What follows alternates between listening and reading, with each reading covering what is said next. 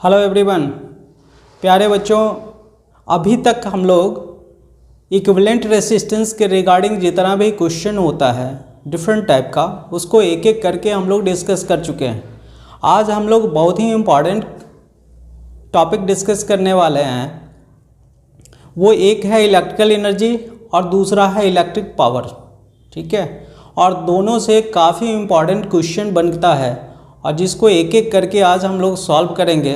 तो चलिए हम लोग स्टार्ट करते हैं। सबसे पहले बात करें हम लोग इलेक्ट्रिकल एनर्जी का। तो बच्चों एक्चुअली हम लोग बात करें पोटेंशियल का, तो मैं आपको पढ़ाया था पोटेंशियल होता क्या है। तो किसी अमाउंट ऑफ चार्ज को, यूनिट पॉजिटिव चार्ज को एक किसी पॉइंट से पार्टिकुलर पॉइंट तक लाने में जो वर्क डन है उसको कहते हैं हम लोग पोटेंशियल। पोटेंशियल किसको कहते हैं? यूनिट पॉजिटिव चार्ज को इनफाइनाइट से पार्टिकुलर पॉइंट तक लाने में जो वर्क डन होता है उसे हम लोग पोटेंशियल कहते हैं। तो इनफाइनाइट, आप पूछेंगे इनफाइनाइट क्या है? तो वैसा प्लेस जहाँ पे इस चार्ज पे कोई फोर्स नहीं लगता हो वो इनफाइनाइट कहलाता है, ठीक है। तो सपोज डैट मान लेते हैं क्यू चार्ज को पॉइंट ए तक लाने में मुझे डब्ल्यू वर्क करना पड़ा, तो यूनिट चार्ज को लाने में जो वर्क करना पड़ेगा उसको पोटेंशियल कहेंगे। तो हम लोग लिखेंगे potential V equal to W by Q. बच्चों आप समझ सकते हैं पोटेंशियल क्या है। क्यू चार्ज को लाने में डब्ल्यू वर्क, तो यूनिट चार्ज को लाने में डब्ल्यू बाई क्यू वर्क, और इसी को कहते हैं हम लोग पोटेंशियल, ठीक है। और यहाँ से अगर आप डब्ल्यू की बात करें तो ये आप लिखेंगे क्यू बी, और आप जानते हैं ये क्यू की जगह पे आप आई टी लिख सकते हैं, बिकॉज आपको पता है Q equal to current into time होता है। तो डब्ल्यू इक्वल टू आपका बनता है आई वी टी। एक ये इम्पॉर्टेंट क्वेश्चन है आपका जो इलेक्ट्रिकल एनर्जी को रिप्रेजेंट करता है, और इसी को कहते हैं हम लोग heat produced is equal to I V T. बच्चों एक आपका एक इम्पॉर्टेंट इक्वेशन ये है, और इक्वली इम्पॉर्टेंट और भी इक्वेशन है जिसको मैं बनाता हूँ। H इक्वल टू आप लिख सकते हैं। बच्चों अगर मैं आपसे पूछूं I को आप क्या लिख सकते हैं, तो आप कहेंगे वी वाई आर। तो I के जगह पे वी वाई आर मैं लिख दूं और V इंटू टी मैं लिख दूं, चूँकि I equal to V by R होता है। तो H इक्वल टू यहाँ बनेगा आपका V square by R into T. एक इक्वेशन आपका ये बना। और अगर इस V को आप रिप्लेस कर दें, H equal to V square by R into T लिखा हुआ है, तो इस V को अगर रिप्लेस कर दे आप IR से, आप जानते हैं V इक्वल टू IR होता है, तो V के जगह पे IR square divided by R into T, यहाँ पे आप लिख सकते हैं V इक्वल टू IR। तो यहाँ से इक्वेशन निकल के आता है I square R square into T divided by R. ये R से स्क्वायर क्रॉस हो जाएगा, H equal to I square R T. ये इक्वेशन आपका बनता है थर्ड। ये तीनों इक्वेशन बच्चों इक्वली इम्पॉर्टेंट है और यहाँ से अधिकतर क्वेश्चन आपसे पूछे जाते हैं। ये तो बात हुआ हीट का। अब हम लोग बात करते हैं पावर। एक्चुअली आपसे पूछा जाए इलेक्ट्रिकल पावर होता क्या है, तो बच्चों आप कहेंगे rate at which electrical energy is consumed in the circuit. जिस रेट से किसी सर्किट में इलेक्ट्रिकल एनर्जी कंज्यूम्ड होता है उसको कहते हैं हम लोग पावर। अगर बच्चों मैं आपको बता दूं यहाँ कोई कन्फ्यूजन है तो आप थ्योरी सेक्शन में जा सकते हैं, वहाँ एक एक चीज़ मैं डिस्क्राइब कर चुका हूँ, वहाँ से मुझे लगता है आपको बेहतर समझ आएगा। और यहाँ जस्ट आपको कॉन्सेप्ट क्लियर करने के लिए थोड़ा सा मैं बता रहा हूँ। चलिए नेक्स्ट बात करते हैं P। तो P इक्वल टू क्या होगा, electrical energy divided by T। तो अगर मैं बात करूं if E equal to electrical energy कहें, वर्क कहें या हीट कहें, तीनों एक ही चीज़ को रिप्रेजेंट करता है, ठीक है। तो E इक्वल टू बात करूं मैं IVT, आप देख लीजिए first equation H equal to IVT, जो E वही चीज़ है, W वही चीज़ है और H वही चीज़ है, इसलिए कंफ्यूज नहीं होना है आपको। तो यहाँ पे आप लिखेंगे P equal to E by T है और E का वैल्यू हो गया यहाँ पे IVT और डिवाइडेड बाई T से T क्रॉस हो गया, P इक्वल टू IV। एक इक्वेशन आपका यहाँ से बना पावर का। अगर if P equal to if E equal to और हीट इक्वल टू और W इक्वल टू आपका V square by R T है, V square by R into T है। तो P इक्वल टू होता क्या है, E बाई टी है। तो E का वैल्यू आप लिख दीजिए V square by R into T divided by T से T क्रॉस हो गया, P equal to V square by R. ये आपका पावर का सेकेंड इक्वेशन हुआ, ठीक है। एक और इक्वेशन डिस्कस करेंगे बच्चों। अगर मैं, दिख रहा है आपको, हाँ, अगर मैं लिखता हूं इफ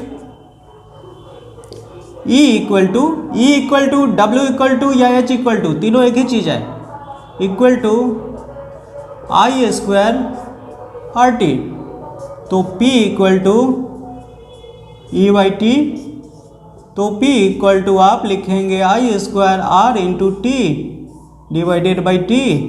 तो final result P equal to आपका आ जाता है I स्क्वायर आर। बच्चों ये आपका थर्ड इक्वेशन है, ठीक है। तो मैं आपको बता दूं बच्चों, हीट के लिए फर्स्ट इक्वेशन, सेकेंड इक्वेशन और थर्ड इक्वेशन, हीट का है, इलेक्ट्रिकल एनर्जी का है, वर्क डन का है, तीनों एक ही चीज़ है, तीन इक्वेशन। पावर के लिए फर्स्ट इक्वेशन, सेकेंड इक्वेशन और थर्ड इक्वेशन, ये 6 इक्वेशन बच्चों आपके लिए इक्वली इम्पॉर्टेंट है और बहुत सारे इम्पॉर्टेंट क्वेश्चन यहाँ से आपसे पूछे जाते हैं। मुझे उम्मीद है आप लोग अच्छे से याद करेंगे और इसको अप्लाई करने की कोशिश करेंगे। चलिए हम लोग इसके बाद स्टार्ट करते हैं प्रॉब्लम्स, जहाँ से न्यूमेरिकल प्रॉब्लम हम लोग बनाना स्टार्ट करते हैं। वहाँ हम लोग सीखेंगे इन फार्मूला को कैसे हम लोग इस्तेमाल करते हैं, ठीक है।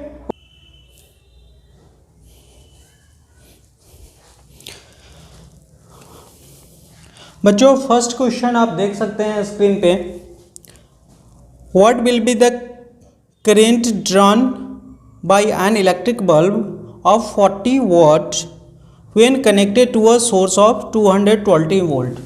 बच्चों मैं पहले भी बता चुका हूँ आपको, जैसे ही न्यूमेरिकल बनाने जाते हैं तो पहला काम करना है आपको, जो डाटा प्रोवाइडेड है उसे लिख लेना। तो यहाँ पे अगर मैं लिखूँ तो मुझे दिख रहा है P इक्वल टू 40 वाट और V दिया हुआ है, V इक्वल टू 220 वोल्ट। अब मुझसे पूछा गया what will be the current drawn by an electric bulb. Electric bulb से कितना करंट, यानी कि I इक्वल टू वाट। बच्चों यहाँ 3 क्वांटिटी है मेरे पास, पावर है, पोटेंशियल डिफरेंस है और करंट मुझसे पूछा जा रहा है। तो अभी मैं कुछ फार्मूला डिस्कस किया, उस पर आप नज़र डालें तो आपको पता चल जाएगा कौन सा फार्मूला इस्तेमाल होने वाला है। तो यहाँ मुझे दिख रहा है, अगर मैं लिख दूँ P इक्वल टू IV, जो फर्स्ट इक्वेशन था पावर का, तो यहाँ से I इक्वल टू मेरा बनता है P divided by V। I equal to P का वैल्यू आप ले लीजिए 40 और V का वैल्यू आप ले लीजिए 220, ठीक है। तो I इक्वल टू जब आप निकालेंगे तो आपका रिजल्ट अप्रॉक्सीमेटली 0.18 एम्पियर आ जाएगा। ठीक है, this will be your answer. चलिए सेकेंड क्वेश्चन की बात करते हैं। सेकेंड क्वेश्चन है, बच्चों आप स्क्रीन पे देख सकते हैं। सेकेंड क्वेश्चन है, a current of 4 ampere flows through a 12 volt car headlight bulb for 10 minute, how much energy transfer occurs during this time. सबसे पहले हम लोग डाटा लिख लेते हैं। करेंट आई का वैल्यू दिया गया है 4 एम्पियर, V इक्वल टू दिया गया है 12 वोल्ट और टाइम भी दिया गया है T इक्वल टू 10 मिनट। बच्चों मैं आपको बता दूं, ये टाइम जो आप देख रहे हैं मिनट में, ये ऐसा यूनिट नहीं है। टाइम का ऐसा यूनिट होता है second, so you will have to convert it into second. इसको आप क्या करेंगे, 10 इंटू 60 लिखेंगे, ये कन्वर्ट हो जाएगा 600 सेकेंड में। ठीक है, अब आपसे क्या पूछा गया, how much energy transfer occurs during this time. इस टाइम में कितना एनर्जी ट्रांसफर हुआ। तो बहुत ही सिंपल है, आप क्या करेंगे, इन फार्मूला को देखिए, इन डाटा को देखिए और पता कीजिए कौन सा फार्मूला अप्लाई होने वाला है। तो आप जानते हैं electrical energy E equal to, E कहिए, W कहिए, H कहिए, तीनों वही क्वांटिटी रिप्रेजेंट करता है। हीट एनर्जी पूछेगा फिर भी वही निकालेंगे हम लोग। तो यहाँ इलेक्ट्रिकल एनर्जी इक्वल टू हम लोग लिखेंगे IVT। मुझे मालूम है electrical energy equal to I का वैल्यू 4, V का वैल्यू 12 और T का वैल्यू आप लिखेंगे 600। ठीक है, अब आप इसको मल्टीप्लाई कीजिए, E इक्वल टू आपका फाइनल आंसर आ जाता है 28800 जूल। चूँकि एनर्जी है इसलिए इसका ऐसा यूनिट जूल होगा। अब इसको आप रिप्रेजेंट कर सकते हैं, E equal to 28.8 into 10 to the power 3 joule.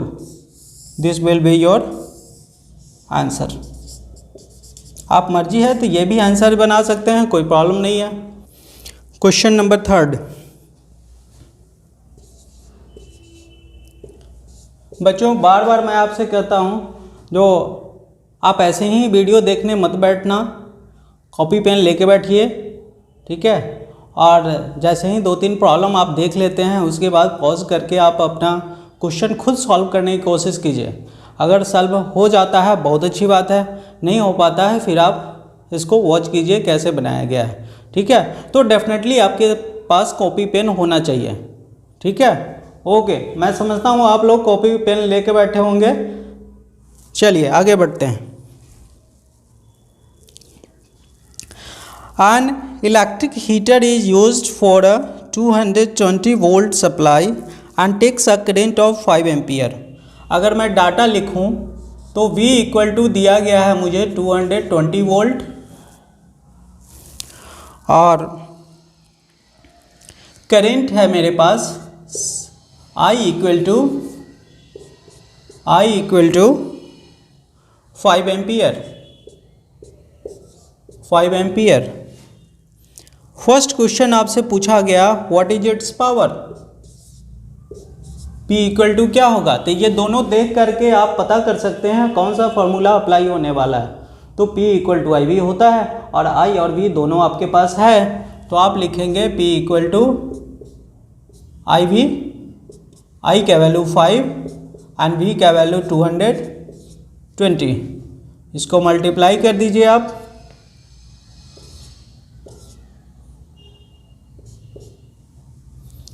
$1100 what will be answer. ठीक है, सेकेंड क्वेश्चन है आपका what is the cost of using the heater for 30 days if 1 kilowatt our cost 50 पैसा। बच्चों सबसे पहले आपको मैं बता दूं, किलोवाट आवर एक एनर्जी का यूनिट है जो 1 यूनिट को रिप्रेजेंट करता है। अगर आपके यहाँ इलेक्ट्रिसिटी बिल आता होगा तो आप सुनते होंगे आज 500 यूनिट आया, 1000 यूनिट आया, 200 यूनिट आया। तो इलेक्ट्रिकल एनर्जी का कमर्शियल यूनिट है किलो वाट आवर, जिसको 1 यूनिट हम लोग कहते हैं। तो इस क्वेश्चन में जो बोला गया है उसके अकॉर्डिंग 1 यूनिट का प्राइस है 50 पैसा। It means 1 kilo watt hour का जो कॉस्ट है वो 50 पैसा है। अब आपको फाइंड करना है जी इसका बिल क्या होगा अगर 30 डेज तक ये कंटिन्यू ऑपरेट होता है तो। ठीक है, टी अगर मैं लिख लूँ 30 डेज टू इक्वल, चूँकि टी मुझे आवर में चाहिए तो 30 इंटू 24 आप कर देंगे, ये आपके पास आ जाएगा 720 आवर्स। अब आप पता कर लीजिए कितना आपके पास किलो वाट आवर कंज्यूम हुआ। तो किलो वाट आवर निकालने के लिए P इक्वल टू आप लिखिए, P आपके पास है 1100 वाट, तो इसको आप लिखेंगे P equal to 1.1 kilowatt. ठीक है, 1000 से डिवाइड करेंगे तो 1.1 किलो वाट हो जाएगा। अब आपको निकालना है electric energy equal to PT। P का वैल्यू आप डाल दीजिए 1.1 किलोवाट में है ही, इंटू आवर से आप मल्टीप्लाई कर दीजिए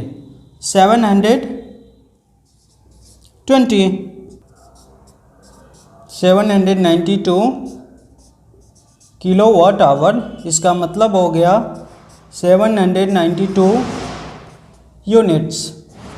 अब आपको निकालना है total cost. Total cost equal to 1 unit का क्वेश्चन में आप देख सकते हैं 1 यूनिट के लिए प्राइस दिया गया है आपके लिए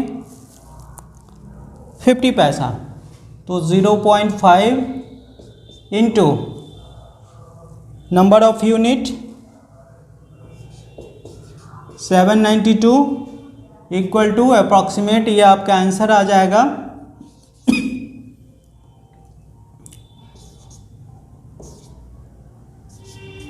₹396 आंसर। ठीक है,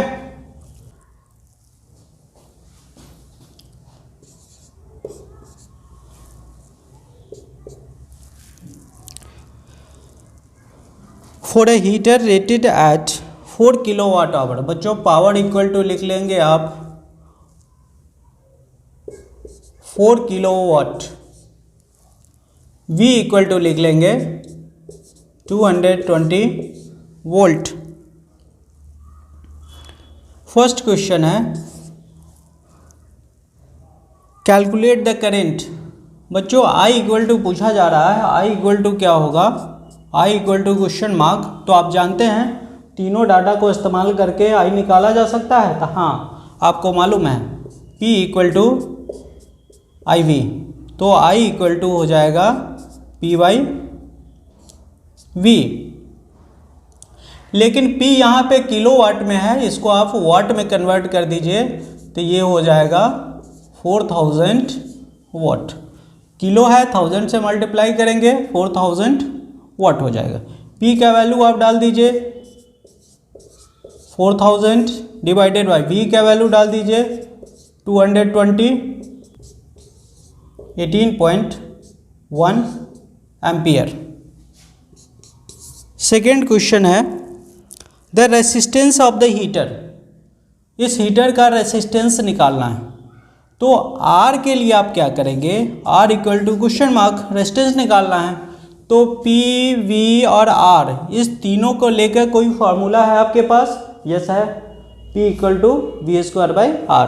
आप फार्मूला अप्लाई करेंगे P equal to V square by R। आपको R निकालना है तो R इक्वल टू हो जाएगा V square divided by P। V का वैल्यू लिखेंगे 220 का whole square divided by P का value 4000 equal to 220 into 220 divided by 4000, 0 से 0 को क्रॉस कर दीजिए, ठीक है। उसके बाद 2 से इसे क्रॉस कर दीजिए 20 या 11, 2 से इसे क्रॉस कीजिए 10, 11, 11 को 11 से मल्टीप्लाई कीजिए 121, 10 से डिवाइड कीजिए 12.1 क्या है ये रेसिस्टेंस है, तो आप लिखेंगे इसका unit ohm. Answer. Third question है the energy consumed in 2 hour, energy consumed in 2 hour. Third question में आपको दिया गया बच्चों, टाइम दिया गया है 2 आवर और आपसे पूछा जा रहा है energy consumed in 2 hour, energy पूछा जा रहा है। तो E इक्वल टू आप जानते हैं, E इक्वल टू होता है P into T. E equal to P का वैल्यू क्या है, तो आप निकाल लीजिए 4 किलोवाट डाल दीजिए, 4 इंटू टी का वैल्यू आवर में डालिए। तो T इक्वल टू आपको दिया गया था 2 आवर क्वेश्चन में, तो यहाँ पर 2 लिख लीजिए। E equal to 8 kilowatt hour आपका आंसर आ गया एनर्जी। अब फोर्थ क्वेश्चन में आपसे पूछा गया if the 1 kilowatt hour is priced at 50 पैसे, 1 किलोवाट आवर का 50 पैसा कॉस्ट है, तो टोटल कॉस्ट क्या होगा। फोर्थ क्वेश्चन में आप टोटल कॉस्ट इक्वल टू आप लिखेंगे एनर्जी इनटू रेट। एनर्जी का वैल्यू किलोवाट आवर 8 है, इट मीन्स 8 यूनिट, और रेट क्या है 0.5 रुपीज़ पर यूनिट। ये आंसर आपका आ जाएगा ₹4। ठीक है, ये आपका आंसर है। Question number 5, 2 bulbs have the following rating 40 watt and 200 volt, 20 watt and 110 volt. What is the ratio of their resistances? बच्चों पावर दिया गया है और वोल्टेज दिया गया है 2 बल्ब का, और आपसे पूछा जा रहा है what is their ratio of resistances, resistance का रेशियो क्या होगा। तो सबसे पहले इंडिविजुअल बल्ब का रेसिस्टेंस निकालेंगे। सबसे पहले मुझे सोचना है पावर और वोल्टेज को लेकर, पावर वोल्टेज और रेसिस्टेंस का कोई फार्मूला है, तो हाँ मेरे पास है। सबसे पहले डाटा आप लिख लीजिए, P1 equal to 40 watt, V1 equal to 200 volt, P2 equal to 20 watt और V2 इक्वल टू 110 वोल्ट। अब बच्चों रेसिस्टेंस का रेशियो निकालना है, तो रेसिस्टेंस और पावर और वोल्टेज को लेकर एक फार्मूला है मेरे पास, P equal to V square by R. तो यहाँ से आप लिख सकते हैं R equal to V square by P. तो सबसे पहले आप R1 निकालिए, तो R1 इक्वल टू हो जाएगा V1 square divided by P1। तो V1 का वैल्यू है मेरे पास 200 का whole square divided by P1 का वैल्यू है 40। ठीक है, ओम। अब क्या करना है मुझे, अब R2 निकाल लेना है। R2 इक्वल टू क्या होगा V2 का whole square divided by P2। V2 कितना है मेरा 110, 110 का whole square divided by P2 का वैल्यू है 20 ओम। अब मुझे रेशियो चाहिए, तो अब आप लिखेंगे R1 by R2 equal to R1 का वैल्यू पुटअप कीजिए 200 का whole square divided by 40 divided by 110 का whole square divided by 20। R1 by R2 equal to 200 into 200 divided by 40 into, ये डाटा रिवर्स हो जाएगा 20 डिवाइडेड बाई 110 इंटू 110, 00 से 00 cross कीजिए, 10 से 10, 2 2 जा 2 से ये क्रॉस हो गया। R1/R2 equal to 200 divided by 121। बच्चों आप डिवाइड करेंगे तो अप्रॉक्सीमेटली ये आपके पास रिजल्ट आएगा 1.65। ठीक है, तो R1:R2 इक्वल टू 1.65:1। इसको अप्रॉक्स में आप लिख सकते हैं R1:R2 इक्वल टू 2:1। ठीक है, this will be your answer. बच्चों अब हम लोग बात करते हैं question number 6। Question 6, 2 lamps, one rated at 100 watt 220 volt and the other 60 watt 220 volt are connected in parallel to a 220 volt supply. What current is drawn from the supply line? बच्चों इसमें दो बल्ब है और एक का rating है 100 वाट 220 volt और दूसरे का रेटिंग है 60 वाट और 220 वोल्ट। दोनों को पैरेलल में कनेक्ट किया गया है और आपसे पूछा जा रहा है what current is drawn from the supply line. तो सबसे पहले हम लोग एक सर्किट बनाते हैं। पहले दोनों बल्ब को पैरेलल में कनेक्ट किया गया है।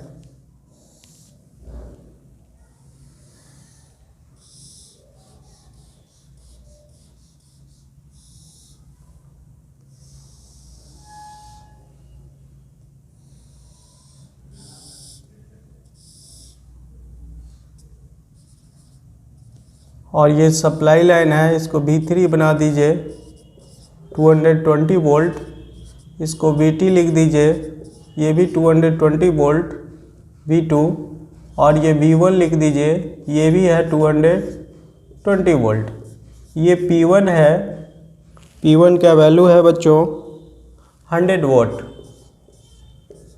P2 का वैल्यू है 60 वोल्ट। ठीक है, अब आपसे पूछा गया इस सर्किट में करंट कितना, I का वैल्यू। बच्चों I का वैल्यू तब निकल सकता है जब मेरे पास इक्विवेलेंट रेसिस्टेंस हो, और इक्विवेलेंट रेसिस्टेंस निकालने के लिए इंडिविजुअल रेसिस्टेंस का भी वैल्यू मुझे फाइंड करना आवश्यक है। इंडिविजुअल निकलेगा उसके बाद ही इक्विवेलेंट निकालेंगे। तो सबसे पहले हम लोग बात करेंगे, डाटा अगर लिख लें तो P1 equal to 100 watt, V1 equal to 220 volt, P2 equal to 60 watt, V2 equal to ये भी 220 वोल्ट ही है। चूँकि पैरेलल में कनेक्टेड है तो दोनों बल्ब के अक्रॉस पोटेंशियल डिफरेंस सेम होगा। तो यहाँ से अगर हम लोग बात करें रेसिस्टेंस का तो R1 और R2 मुझे निकालना पड़ेगा। तो पावर और वोल्टेज को लेकर एक फार्मूला है मेरे पास, P इक्वल टू V²/R। तो हम लोग लिख सकते हैं R इक्वल टू V²/P। यहाँ से हम लोग बात करें R1 equal to V1² divided by P1। V1 का वैल्यू पुट करें 220 का whole square divided by P1 100 equal to 220 into 220 divided by 100। इसको क्रॉस आउट कर दें और 22 को 22 से मल्टीप्लाई करें तो 484 ओम, ये एक वैल्यू आया। फिर R2 आप निकाल लीजिए, R2 इक्वल टू V2 का स्क्वायर बाई P2। V2 का वैल्यू भी 220 ही है और P2 का वैल्यू है 60 वाट। 60 220 इंटू 220 डिवाइडेड बाई 60। ठीक है बच्चों, इसको कैलकुलेट करेंगे आप, डिवाइड करेंगे, ये रिजल्ट आपका अप्रॉक्स आ जाएगा 806.6 ओम। ठीक है, अब दोनों रेसिस्टेंस को पैरेलल में कनेक्ट किया गया है। पैरेलल में कनेक्ट किया गया है तो आप जानते हैं जब दो रेसिस्टेंस को पैरेलल में कनेक्ट किया जाता है तो आर इक्विवेलेंट का फार्मूला होता है R1 into R2 divided by R1 plus R2। R1 का वैल्यू 484 है इंटू R2 का वैल्यू 806.6 है डिवाइडेड बाई 484 प्लस 806.6। ये बच्चों एक कैलकुलेट करेंगे हम लोग 484 इंटू 806.6 डिवाइडेड बाई, ये दोनों अगर ऐड करें हम लोग तो ये आ जाएगा 1290.6। और अगर आप इसको डिवाइड करते हैं, सॉल्व करेंगे, ये रिजल्ट आपका आएगा 302.6 ओम। तो ये इक्विवेलेंट रेसिस्टेंस आपका निकला किसका? इस दोनों बल्ब का। अगर दोनों बल्ब का इक्विवेलेंट रेसिस्टेंस है मेरे पास और पोटेंशियल डिफरेंस भी 220 वोल्ट है तो अमाउंट ऑफ करंट आप फाइंड कर सकते हैं। बच्चों आप जानते हैं from Ohm's law I equal to V by R. I equal to potential difference कितना है इसमें 220 डिवाइडेड बाई R का वैल्यू कितना है तो R इक्विवेलेंट आपने निकाला है 302.6। ये कैलकुलेट करेंगे बच्चों आपका रिजल्ट आ जाएगा 0.727 ampere. Hence I equal to 0.727 ampere. अब इस सर्किट में जो करंट का अमाउंट होगा वो 0.727 एम्पियर होगा। It's clear? Okay.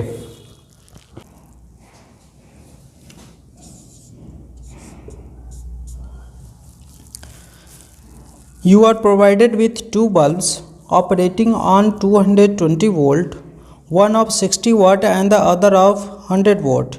If the two are connected in series and then the combination is connected to 440 volt, which one of them will fuse and why? बच्चों पहले इसका एक इलेक्ट्रिक सर्किट डायग्राम हम लोग बना लेते हैं कैसे कनेक्टेड है। सपोज डैट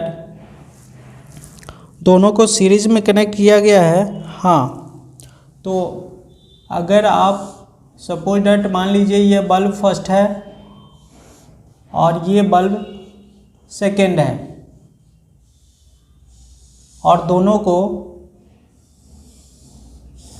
एक पोटेंशियल डिफरेंस के क्रॉस कनेक्ट किया गया। ये पोटेंशियल डिफरेंस है 440 वोल्ट। मान लेते हैं ये V2 है, ठीक है? नहीं, इसको मान लीजिए आप, हाँ V2 ही मान लीजिए V2। और यहाँ हो जाएगा V1 equal to 220 volt.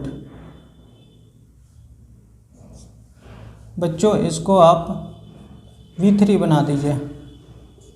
V2 equal to ये भी है 220 वोल्ट, लेकिन P1 है 60 वाट और P2 है 100 वाट। ये कॉम्बिनेशन है। अब आपसे बोला गया जो जब 440 वोल्ट अप्लाई किया जाता है तो इसमें से कौन सा बल्ब पहले फ्यूज़ करेगा, B1 और बल्ब B2। तो इसके लिए बच्चों सबसे पहले क्या करना है, मुझे फाइंड करना है इस सर्किट के क्रॉस टोटल करंट कितना फ्लो हो रहा है। टोटल करंट निकालने के लिए इक्विवेलेंट रेसिस्टेंस निकालना होगा। इक्विवेलेंट रेसिस्टेंस निकालने के लिए इंडिविजुअल रेसिस्टेंस निकालना होगा। तो सबसे पहले अगर हम लोग बात करें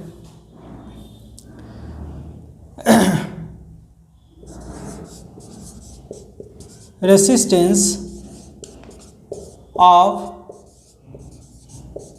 bulb B1 equal to R1 equal to क्या होगा, तो फार्मूला आप जानते हैं V²/P। तो यहाँ से V² का वैल्यू आप निकालें, V इक्वल टू है 220 का होल स्क्वायर और P का वैल्यू है 60।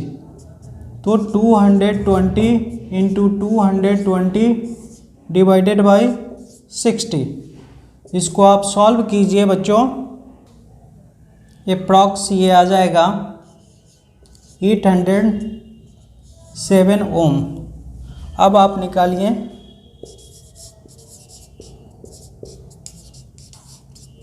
रेसिस्टेंस ऑफ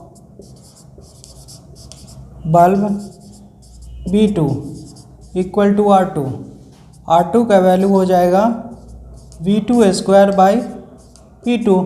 तो V2 भी आपका 220 है, 220 का whole square divided by E2 का वैल्यू 100 है। ये आप 220 इंटू 220 डिवाइडेड बाई 100 ये करें, रिजल्ट आपका आ जाएगा 484 ओम। इक्विवेलेंट रेसिस्टेंस अब आप निकालिए, R equivalent equal to R1 plus R2। R1 का वैल्यू हो गया 807 प्लस R2 का वैल्यू 484, दोनों का सम निकालिए, कैरी 1 9 1291 ओम। अब आपको निकालना है current through the circuit. Current through the circuit I equal to V/R। V का वैल्यू 440 दिया हुआ है। अब बच्चों R इक्विवेलेंट अभी हम लोग निकाले 1291। अब आप इसको डिवाइड कीजिए 0.34। अब हम लोग क्या करेंगे बच्चों, maximum current that can pass through bulb B1, maximum current that can pass through bulb B2। चूँकि इसका जो रीडिंग दिया हुआ है उस रीडिंग के अकॉर्डिंग मैक्सिमम करंट क्या पास कर सकता है। तो फर्स्ट पॉइंट, मैक्सिमम करंट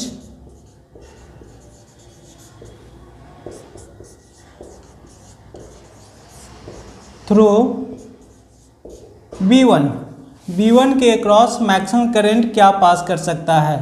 तो यहाँ से करंट निकालने के लिए बच्चों आपको पता है P इक्वल टू IV होता है, तो I इक्वल टू P/V होगा।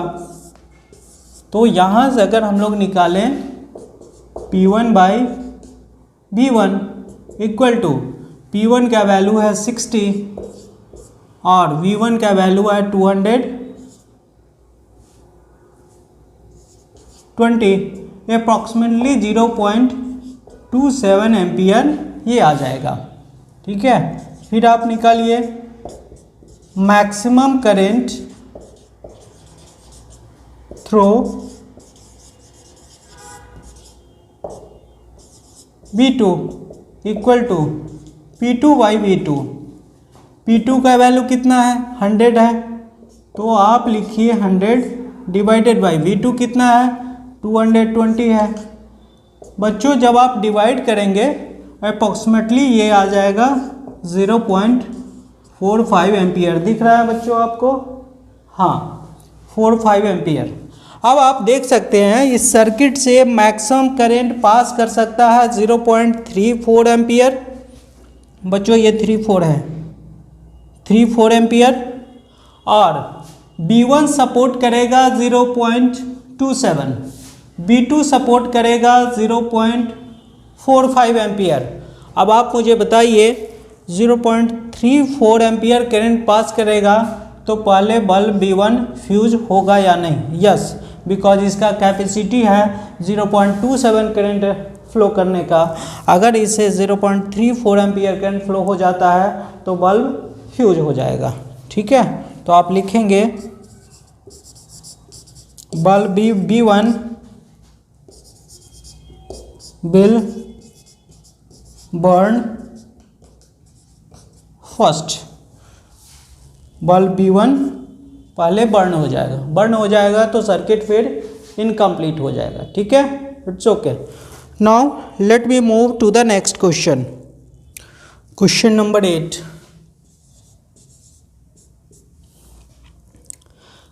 I can spend ₹9 per month on electric light if power is 30 paisa per kilowatt hour and I use 5 identical bulbs for 5 hours a day.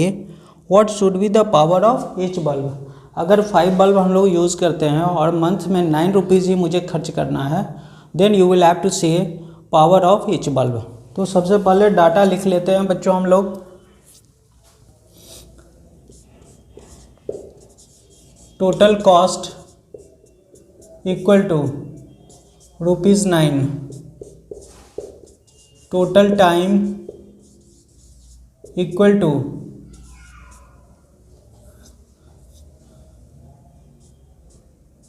Total time equal to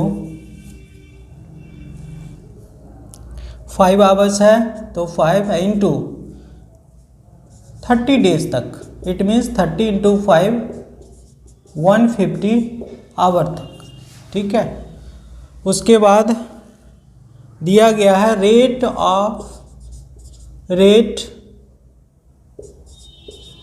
पर kilowatt hour equal to ₹0.3। Number of bulbs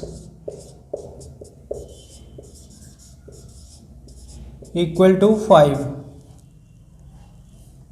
अब क्या करना है बच्चों, मान लेना है let power of bulbs equal to P kilowatt. अगर आप टोटल यूनिट्स निकालें, units equal to P into T, तो किलोवाट आप P डाल ही रहे हैं और टाइम को आपको आवर में डाल देना है। 150 equal to 150 P kilowatt hour. ठीक है, अब टोटल नंबर ऑफ यूनिट्स कितना कंज्यूम हुआ, ये मेरा निकला total units 150 P kilowatt hour. अगर यहाँ पे पर यूनिट कॉस्ट दिया हुआ है, टोटल कॉस्ट दिया हुआ है, इस दोनों के मदद से हम लोग निकाल सकते हैं total units of electricity consumed, city consumed equal to total cost divided by cost per unit. जब आप डिवाइड करेंगे अप्रॉक्सीमेटली ये रिजल्ट आ जाएगा 3 3 जा 9, हाँ 30 यूनिट। टोटल यूनिट आपके पास कितना है 150 P और यहाँ पे आया कितना 30 यूनिट। नाउ आप लिखेंगे 150 P equal to 30, P equal to 30 divided by 150, divide कर दीजिए तो 1/5 आ जाएगा। P इक्वल टू 1/5, इसको आप डिवाइड कीजिए 0.2 किलोवाट। अब P इक्वल टू 0.2 किलोवाट आया तो P इक्वल टू आप लिख सकते हैं 200 वाट। ये पांचों बल्ब का पावर हुआ बच्चों। आपको निकालना है क्या पावर ऑफ ईच बल्ब, तो आप लिखेंगे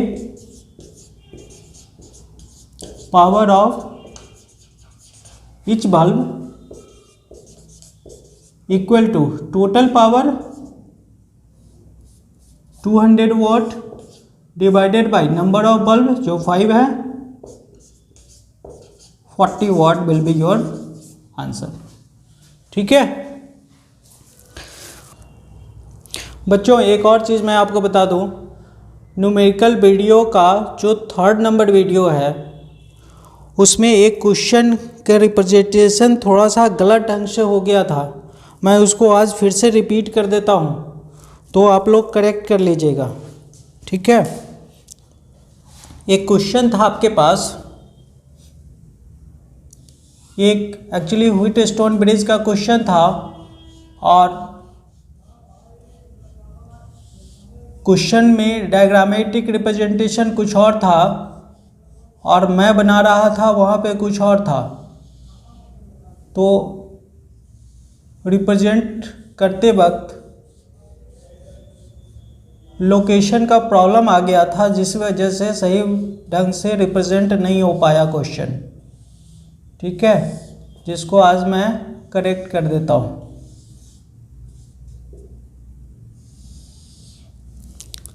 इसको आप P बना दीजिए, ये Q है, R है, S। बच्चों ये डाटा दिया हुआ है 4 ओम, ये 12 ओम और ये 6 ओम और ये 2 ओम। बच्चों अब मैं आपको बता दूं, जैसे ही किसी सर्किट में आपको 5 रेसिस्टेंस दिखता है तो may be there possibility Wheatstone bridge का क्वेश्चन हो। और आप जानते हैं व्हीटस्टोन ब्रिज 2 तरह का होता है, एक बैलेंस्ड व्हीटस्टोन ब्रिज, दूसरा अनबैलेंस्ड व्हीटस्टोन ब्रिज। तो चेक कैसे करेंगे बच्चों, ये 5 रेसिस्टेंस का कॉम्बिनेशन है, जहाँ से करंट इन होता है वहाँ से हम लोग रिप्रेजेंट करते हैं R1, R2, R3 and R4। अगर किसी कॉम्बिनेशन में R1 बाई R2 हो और ये इक्वल हो R3 बाई R4 का, तो व्हीटस्टोन ब्रिज बैलेंस्ड कहलाता है। और बैलेंस्ड व्हीटस्टोन ब्रिज है तो इक्विवेलेंट रेसिस्टेंस निकालना काफ़ी आसान हो जाता है। बच्चों 10th क्लास में आपसे बैलेंस्ड व्हीटस्टोन ब्रिज ही पूछा जाता है, अनबैलेंस्ड आपसे नहीं पूछा जाता है। लेकिन एक बार चेक कर लेना आवश्यक है, यहाँ पे R1 का वैल्यू आप डाल दीजिए 4, R2 का वैल्यू डाल दीजिए 12, फिर R3 का वैल्यू 2 और R4 का वैल्यू 6। आप देखेंगे आपका result 1/3 equal to 1/3। It means R1 by R2 equal है R3 बाई R4। तो इस केस में हम लोग कहेंगे ये व्हीटस्टोन ब्रिज है। अगर व्हीटस्टोन ब्रिज है तो जो ये फिफ्थ वायर दिख रहा है, जिसको गैल्वेनोमीटर का है या फिफ्थ रेसिस्टेंस का है, कई बार आपको इसमें इस तरह से भी दिया गया होता है, तो कंफ्यूज नहीं होना है, इसे फिफ्थ रेसिस्टेंस कहते हैं। तो अगर व्हीटस्टोन ब्रिज है तो इसमें कोई करंट नहीं होता है, और करंट नहीं होता है तो ये सर्किट कुछ इस तरह का हो जाएगा।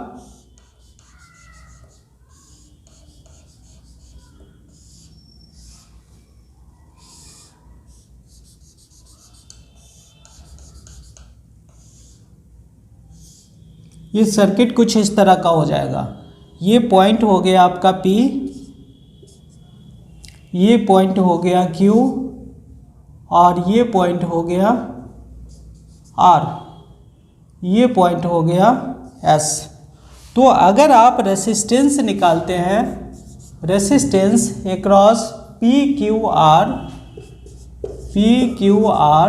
इक्वल टू, दोनों सीरीज में है, ये 4 है और ये 12 है, तो ये हो जाएगा 16 ओम।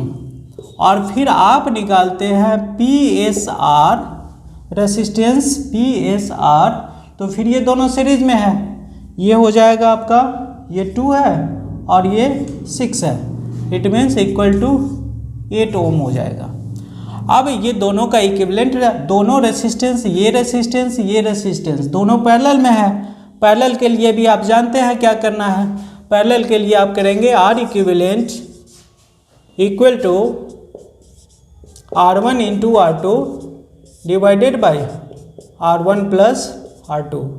तो यहाँ से R1 का वैल्यू 16 इंटू 8 लिखिए, divided by 16 plus 8, 5.3 ohm is the answer. तो बच्चों इक्विवेलेंट रेसिस्टेंस निकालना हो जब इस तरह के कॉम्बिनेशन में, तो सबसे पहले आपको चेक कर लेना है व्हीटस्टोन ब्रिज है कि नहीं, व्हीटस्टोन ब्रिज बैलेंस्ड है कि नहीं। अगर बैलेंस्ड है तो फार्मूला मैं बता दिया, कैसे हम लोग सर्किट को रिप्रेजेंट करेंगे और कैसे फिर हम लोग इक्विवेलेंट रेसिस्टेंस निकालेंगे, ठीक है। और बैलेंस्ड है या नहीं है, इसको पता करने के लिए फार्मूला मैं बता दिया। तो मुझे उम्मीद है आपका क्लियर हो गया होगा। ये एक क्वेश्चन 10th क्लास में इस कॉन्सेप्ट से आता ही है, इसलिए ध्यान रखना है बच्चों। Now move to the next question and next question is question number 9। An electric iron used for ironing clothes is marked 400 watt and 220 volt. What is the resistance when iron is hot? How long could it be used for 3 rupees if electrical energy cost 15 पैसे per unit? बच्चों अगर data हम लोग लिख लें सबसे पहले, तो मेरे पास डाटा दिया गया है पावर P इक्वल टू 400 वाट और पोटेंशियल डिफरेंस दिया गया है V इक्वल टू 220 वोल्ट और भी है रेट ऑफ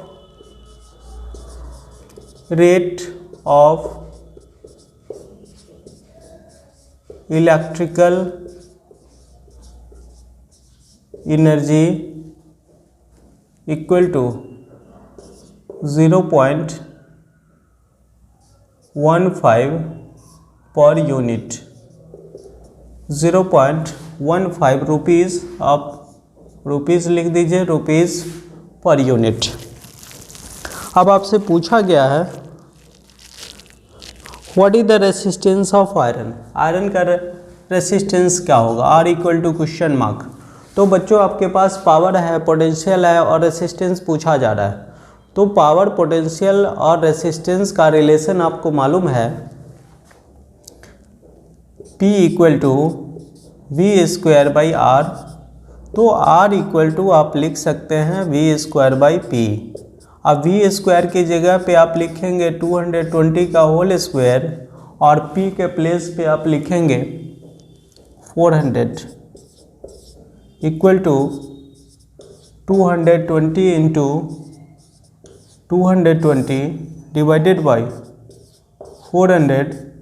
00 से 00 क्रॉस आउट कर दीजिए। 2 2 ज़ा 4, 11 2 ज़ा 22,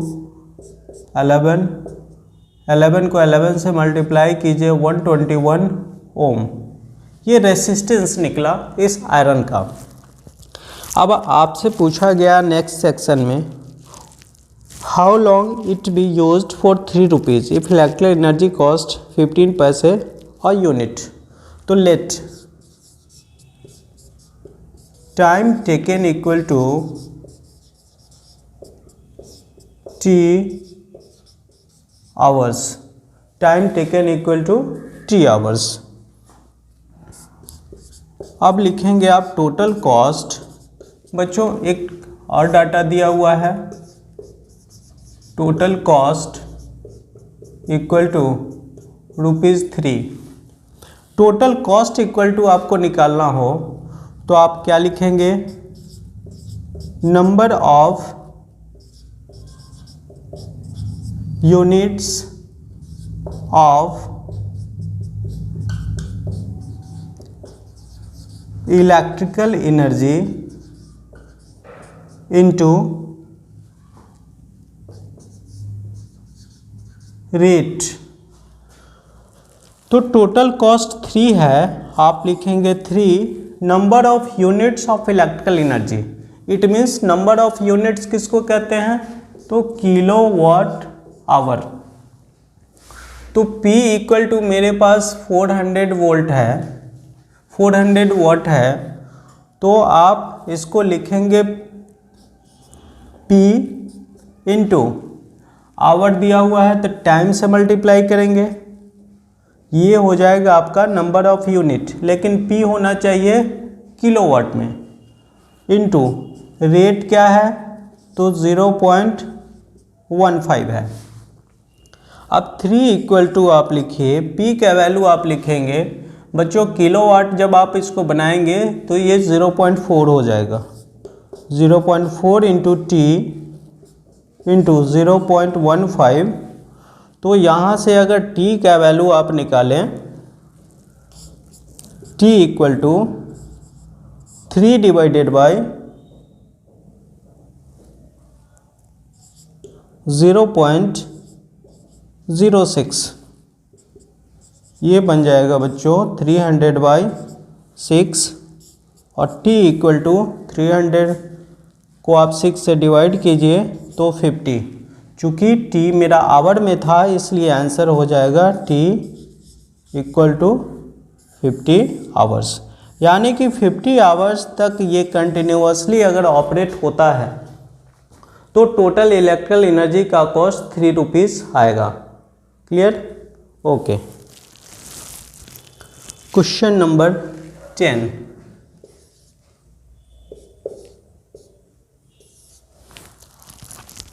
Compute the number of electrons passing per minute through an electric bulb of 60 watt 220 volt।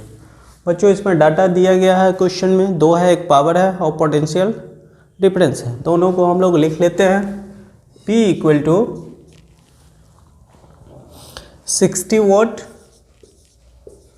और V equal to 220 volt 20 volt.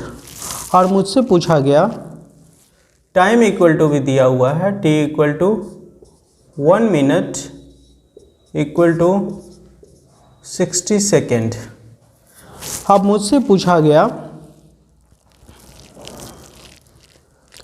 Number of electrons passing per minute, 1 minute में कितना number of electrons पास करेगा। तो बच्चों नंबर ऑफ इलेक्ट्रॉन्स फाइंड करने के लिए first of all you will have to find amount of charge flown through the conductor in 1 minute. कितना amount of charge flow होगा 1 मिनट के अंदर। और अमाउंट ऑफ चार्ज पता तब चलेगा जब मुझे करेंट पता हो जाए। तो सबसे पहले यहाँ से हम लोग करेंट फाइंड करने की कोशिश करेंगे। तो P और V और I का कोई रिलेशन होता है क्या? तो हाँ, आप जानते हैं, लिखेंगे we know that P equal to IV। तो I equal to P/V। P का वैल्यू है 60 और V का वैल्यू दिया हुआ है 220। ठीक है, अब इसको आप क्रॉस आउट कर दीजिए। 11 2 and 3 2 equal to 3/11 ampere. Current आया 3/11 एम्पियर। अब बच्चों करेंट इक्वल टू आप जानते हैं I इक्वल टू क्या होता है? Q/T। I equal to Q/T। और Q इक्वल टू क्या होगा? आपको पता है जो चार्ज कंस्टिट्यूट होता है वो नंबर ऑफ इलेक्ट्रॉन, यानी कि electron into number of electron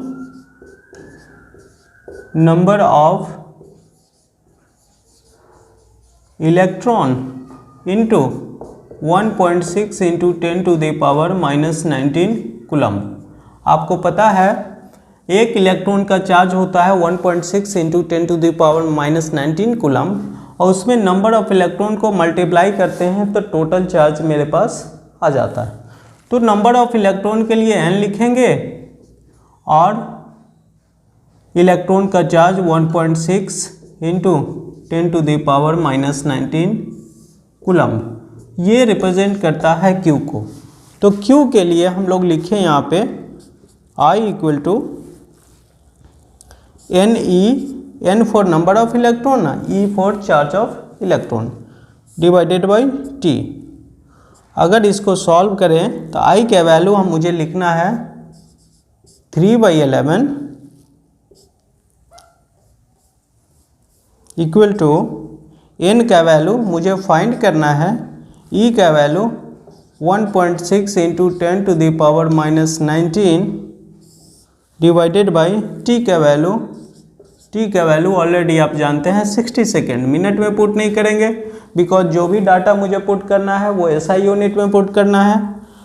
अब यहाँ से इसको अगर हम लोग सॉल्व करें तो मुझे N का वैल्यू निकालना है और N इक्वल टू हो जाएगा 3/11 into 60 divided by 1.6 into 10 to the power -19 और n इक्वल टू जब आप इसको कैलकुलेट करेंगे आपके पास आ जाएगा 1.02 इंटू 10 टू द पावर 20। ये है number of electron that will flow in 1 minute through the circuit. It's clear? Okay.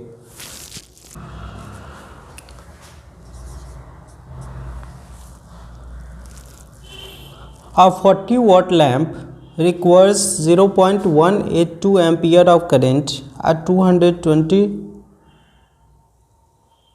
volts, while a 60 watt lamp requires 0.272 ampere of current at 220 volt. If a 40 watt lamp or 60 watt lamp are connected in series with a 220 volt, how many amperes of current will flow through each lamp? बच्चों दो lamp है, एक 40 वाट का और 60 वाट का, दोनों को अलग अलग ग्लो किया जाता है। एक में करंट प्रोड्यूस होता है 0.182 और दूसरे में 0.272। जब दोनों लैंप को हम लोग सीरीज में कनेक्ट कर देते हैं तब हमसे पूछा जा रहा है कितना अमाउंट ऑफ करंट प्रोड्यूस होगा उस सर्किट के अंदर। तो चलिए पहले मैं डायग्राम बना के बता देता हूँ आपको।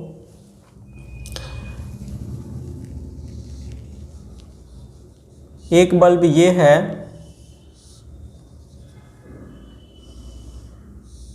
जिसे कनेक्ट किया गया है 220 वोल्ट पे और इसका पावर है 40 वॉट। आई का वैल्यू ये प्रोड्यूस करता है आई इक्वल टू 0.182 एम्पियर। आप इसको लिख दीजिए P1 equal to 40 watt, I1 equal to 0.182 ampere और V1 इक्वल टू 220 वोल्ट। दूसरा सर्किट है एक बना लीजिए।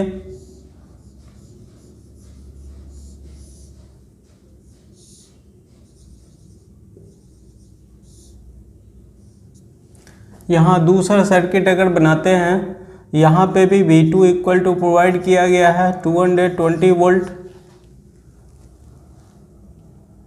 पावर है इसका 60 वॉट और करेंट I का वैल्यू है इसका 0.272 एम्पियर, 0.272 एम्पियर। अब क्या किया गया, दोनों बल्ब को लेकर सीरीज में कनेक्ट कर दिया गया। तो मैं सीरीज में इसको कनेक्ट कर देता हूँ। एक फर्स्ट बल्ब, सेकेंड बल्ब। अब इसको एक पोटेंशियल डिफरेंस दिया गया, वो अमाउंट है 220 volt.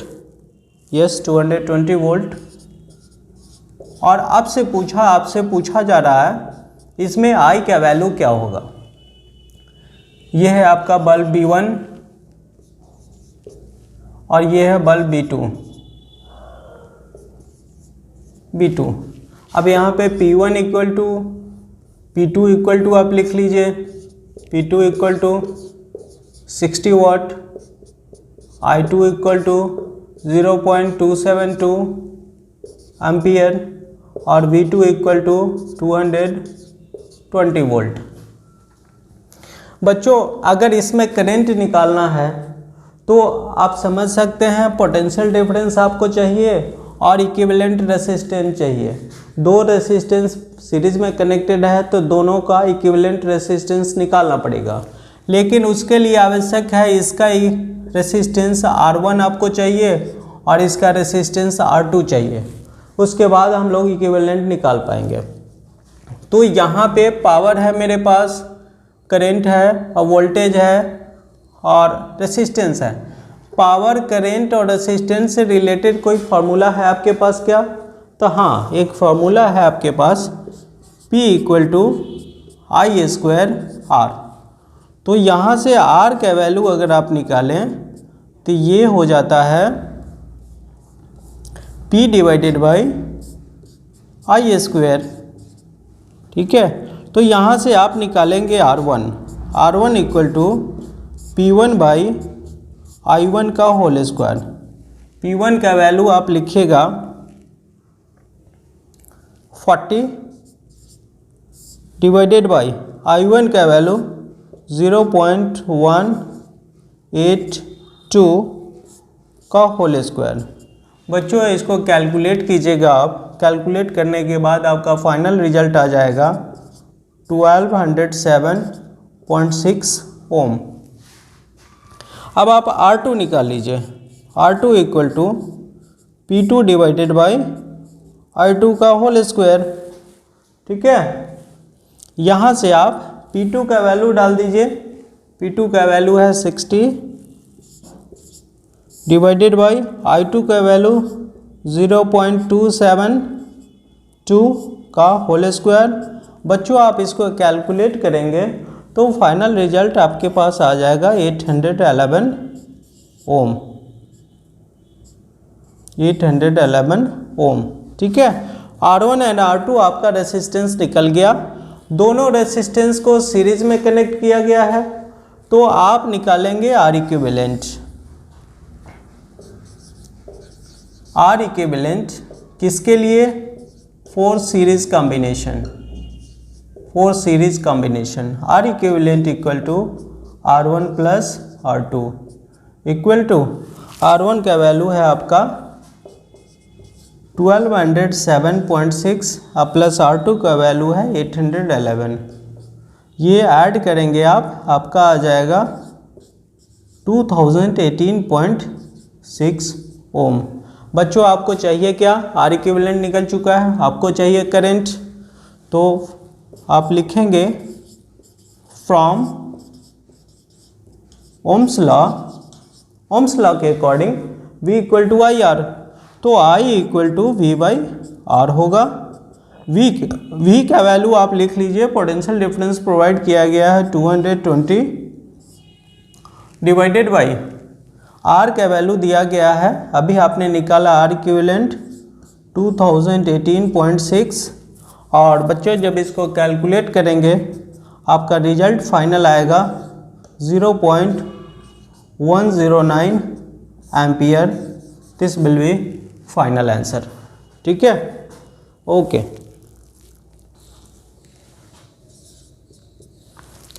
A heater coil connected to a 220 volt has a resistance of 150 ohm. How long will it take for this coil to heat 1 kg of water from 20 degrees Celsius to 60 degrees Celsius?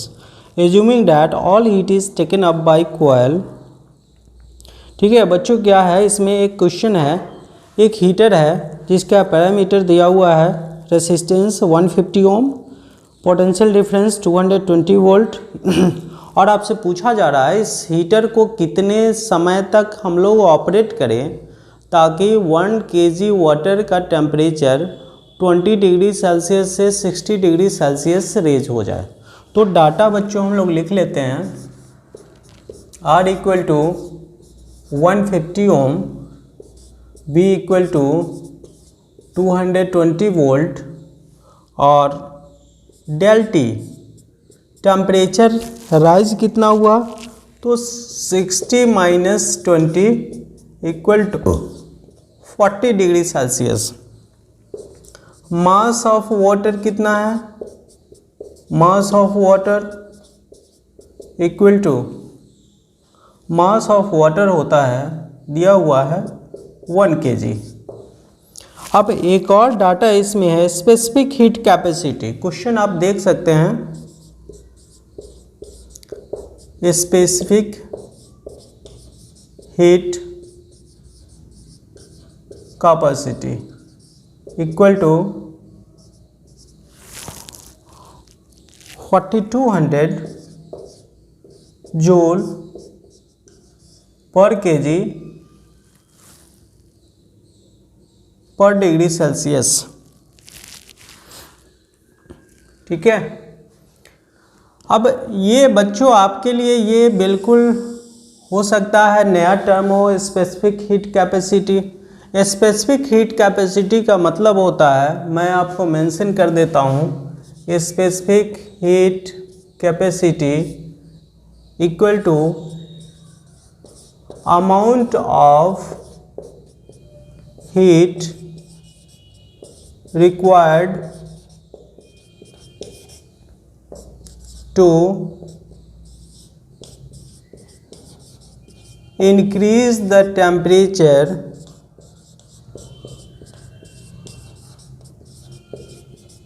of 1 kg substance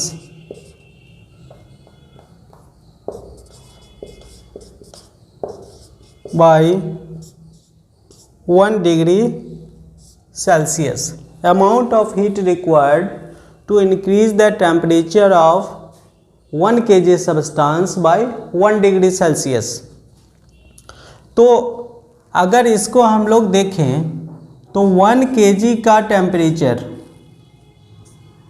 1 degree Celsius से increase करने के लिए मुझे चाहिए heat का amount C, और C का मतलब होता है स्पेसिफिक हीट कैपेसिटी पर kg per degree Celsius C है। तो m kg के लिए 1 डिग्री सेल्सियस से टेम्परेचर इंक्रीज करने के लिए mc होगा, और m kg मास का T डिग्री सेल्सियस से टेम्परेचर इंक्रीज करने के लिए mc डेल टी, यानी कि कितना टेम्परेचर रेज हुआ। तो स्पेसिफिक हीट कैपेसिटी का फॉर्मूला मेरा बनता है C equal to M C del T. ये आपको याद रखना है। M for mass of substance, C का वैल्यू आप जानते हैं स्पेसिफिक हीट कैपेसिटी, और del T equal to change in temperature.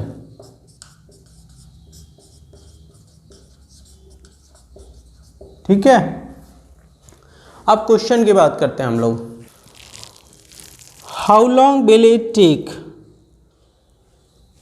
1 kg temperature 1 kg water का टेम्परेचर 40 डिग्री सेल्सियस से राइज करने के लिए कितना समय तक इस हीटर को मुझे ऑपरेट करना पड़ेगा। तो let time taken equal to T second रखिए, time taken equal to T second. तो हीट क्या होता है बच्चों? Heat produced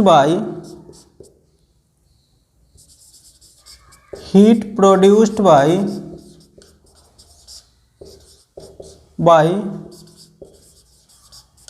heater equal to heat gain by water.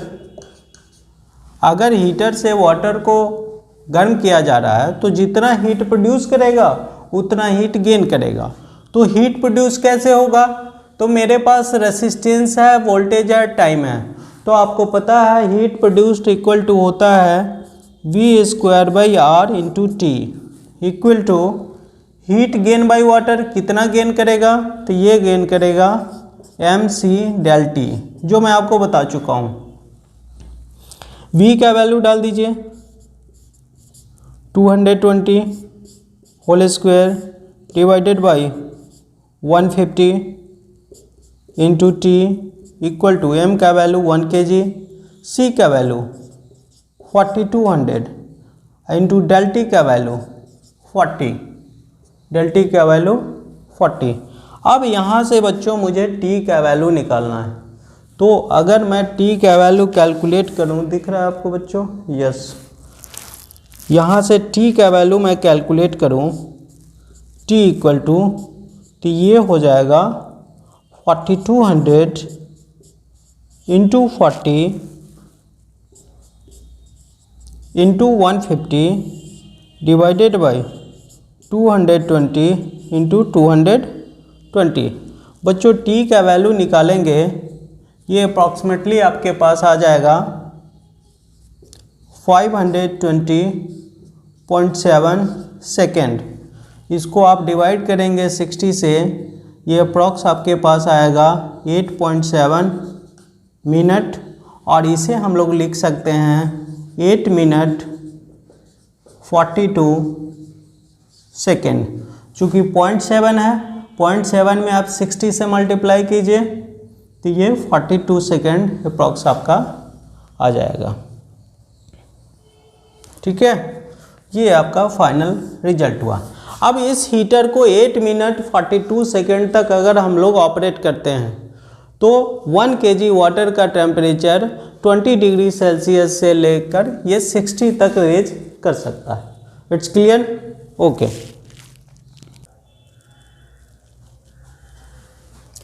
Your next question is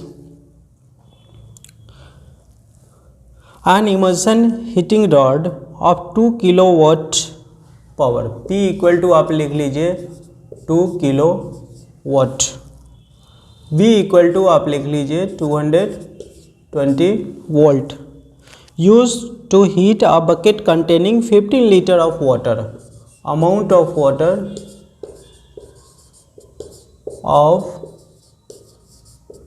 water equal to 15 litre. बच्चों density, water का density होता है, आपको याद रखना है, density of water equal to 1 kg per litre. इस तरह से अगर मास ऑफ वाटर लिखें, mass of water equal to 15 kg, यहाँ से आपको दिख रहा है 1 kg पर लीटर, यानी कि 1 लीटर का 1 kg, तो 15 लीटर का 15 kg मास है।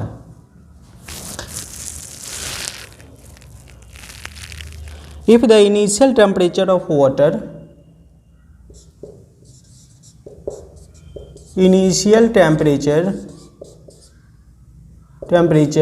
T1 equal to 20 degree Celsius, question में दिया हुआ है initial temperature, what would be the temperature be after heating it for 15 minute.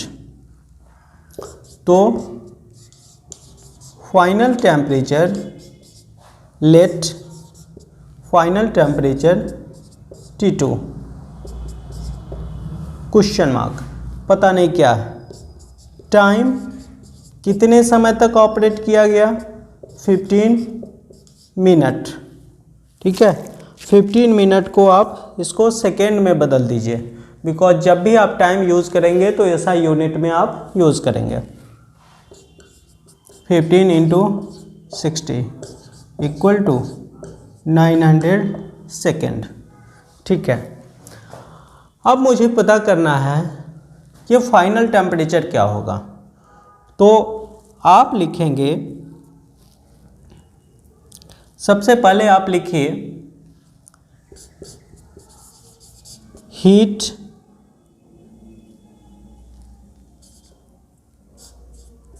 Produced by heater equal to heat gain by water. Heat produced कितना होगा, तो बच्चों आप जानते हैं electrical energy equal to PT होता है, यानी कि पावर इनटू टाइम। तो इसका पावर कितना दिया हुआ है, 2 kilowatt, it means 2000 watt into time second में पुट करना है ऐसा यूनिट में, तो 900 इक्वल टू इलेक्ट्रिकल एनर्जी हो गया, इलेक्ट्रिकल एनर्जी प्रोड्यूस करेगा हीटर, और ये एनर्जी गेन करेगा कौन, वाटर। तो वाटर के लिए क्या होगा, MS del T, आपको पता होगा MC del T। कई बार ये स्पेसिफिक हीट कैपेसिटी को हम लोग MS del T भी कहते हैं। या एम सी डेल टी भी कहते हैं। एस से भी रिप्रेजेंट करते हैं और सी से भी रिप्रेजेंट करते हैं। तो आप लिख दीजिए यहाँ पे 2000 इंटू 900 इक्वल टू एम का वैल्यू हो जाएगा 15, बिकॉज 15 लीटर है। सी का वैल्यू क्वेश्चन में दिया हुआ है, स्पेसिफिक हीट कैपेसिटी आपका है, क्वेश्चन में देख सकते हैं 4200। डेल टी का वैल्यू क्या होगा? तो डेल टी का वैल्यू फाइनल टेम्परेचर मैंने एज्यूम किया है T2, initial temperature T1 20 degree Celsius है, तो T2 माइनस 20। ठीक है, अब इसको अगर आप सॉल्व करें बच्चों, तो मैं यहाँ से कंटिन्यू करता हूँ। T2 माइनस 20 इक्वल टू ये हो जाएगा 2000 into 900 divided by 15 into 4200। T2 minus 20 equal to, बच्चों इसको सॉल्व करेंगे, ये रिजल्ट आपका आ जाएगा 28.6। T2 equal to 28.6 plus 20, T2 equal to 48.6 degree Celsius. This will be your final answer. Clear? Okay, your next question is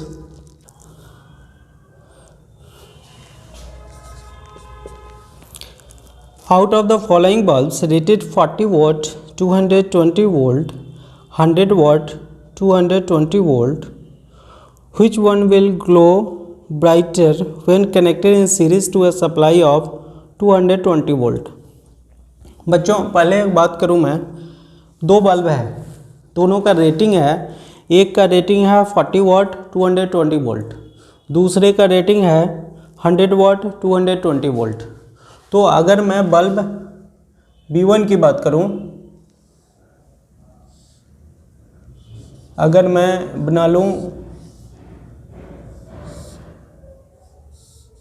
ये bulb B1 है, P1 equal to दिया हुआ है 40 वाट और V1 इक्वल टू है 220 वोल्ट। ठीक है, और यहाँ पे दूसरा बल्ब एक है जिसको हम लोग मान लेते हैं B2 है, और इसके बीच भी पोटेंशियल डिफरेंस है, सेम पोटेंशियल डिफरेंस पे ये वर्क करता है। कितना? तो V2 इक्वल टू 220 वोल्ट और P2 इक्वल टू 100 वाट। तो अगर हम लोग बच्चों पहले सर्किट बना दें, आपका दोनों को लेकर क्वेश्चन के अकॉर्डिंग सीरीज में कनेक्ट कर दिया गया है। सीरीज में कनेक्ट कर दिया गया और इसके अक्रॉस पोटेंशियल डिफरेंस प्रोवाइड किया गया है 220 वोल्ट।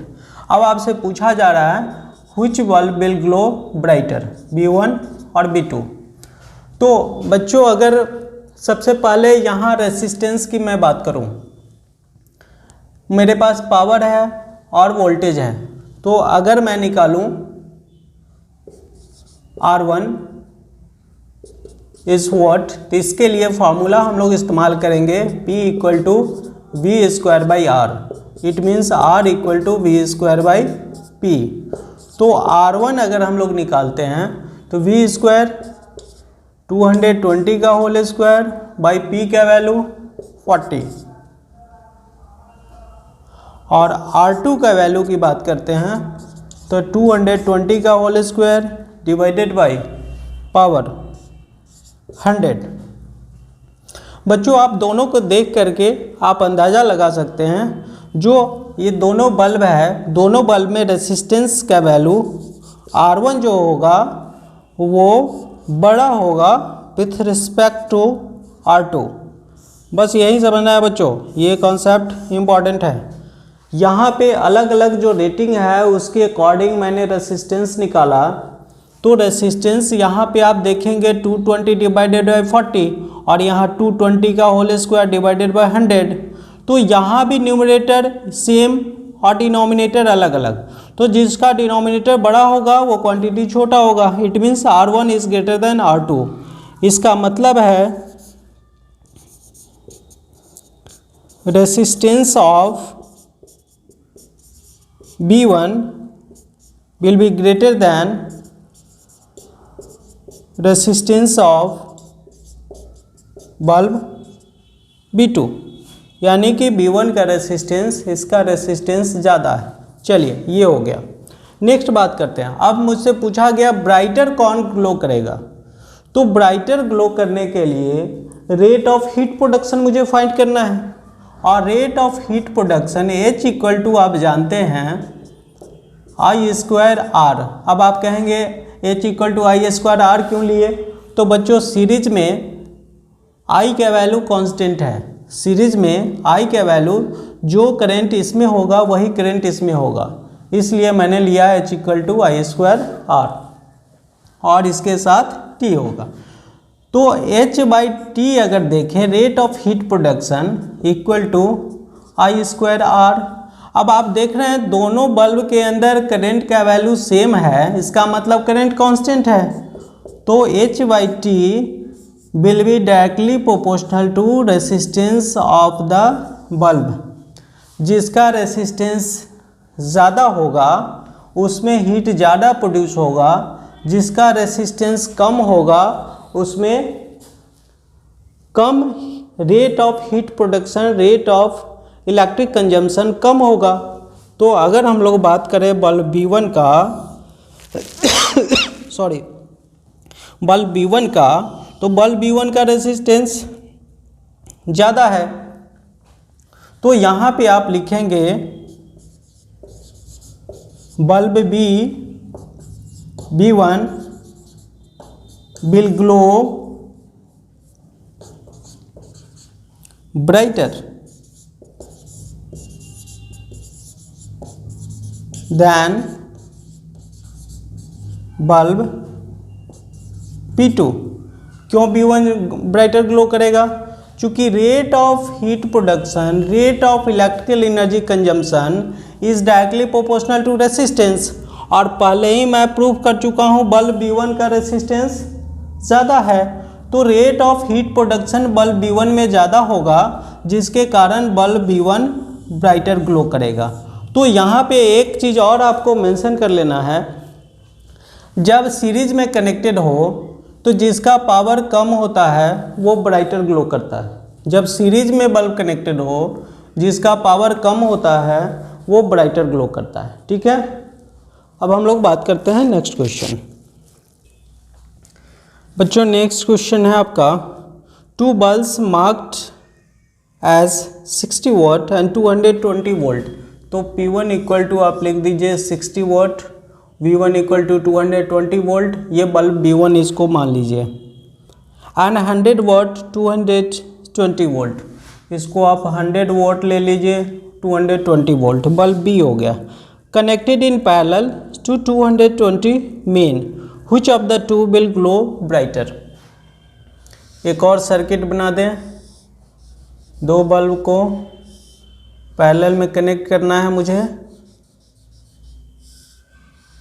और इसे कनेक्ट किया गया है एक मेन सोर्स से जिसका पोटेंशियल डिफरेंस है 220 वोल्ट। ठीक है, इसको बना देते हैं B1 और ये है B2। अब बच्चों अगर बात करें इसका रेसिस्टेंस का R1 का, तो आप जानते हैं P equal to V square by R होता है। तो R की बात करें V स्क्वायर बाई P, यानी कि जिसका पावर ज़्यादा उसका रेसिस्टेंस कम, और जिसका पावर कम उसका रेसिस्टेंस ज़्यादा। तो आप देख रहे हैं बल्ब B1 का पावर कम है, इसका रेसिस्टेंस ज़्यादा होगा। तो आप लिख लीजिए since R is inversely proportional to P, hence ये इसलिए बात कर रहे हैं क्योंकि दोनों 220 वोल्ट पे कनेक्टेड है। तो इस केस में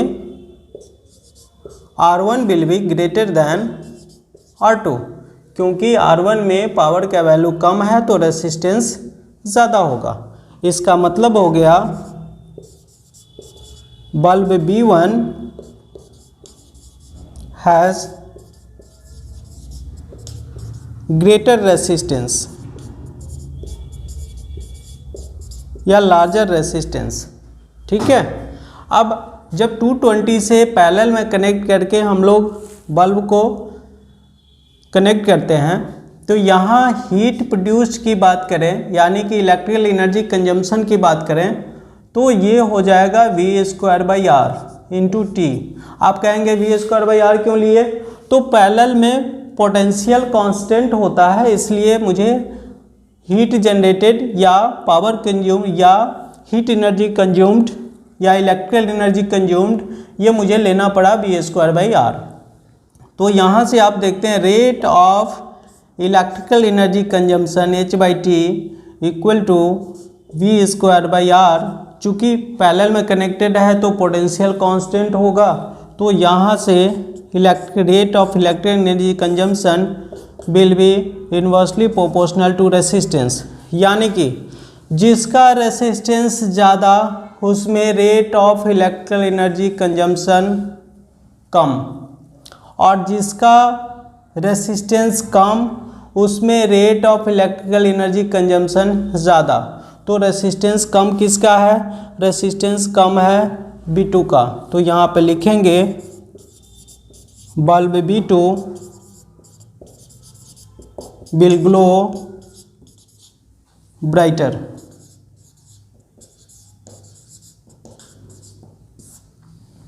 ठीक है बच्चों, ये क्वेश्चन था करंट इलेक्ट्रिसिटी का, और जो भी डिफरेंट टाइप का क्वेश्चन पूछा जाता है अप्रॉक्सीमेटली सारे टाइप को मैं करवा चुका हूँ।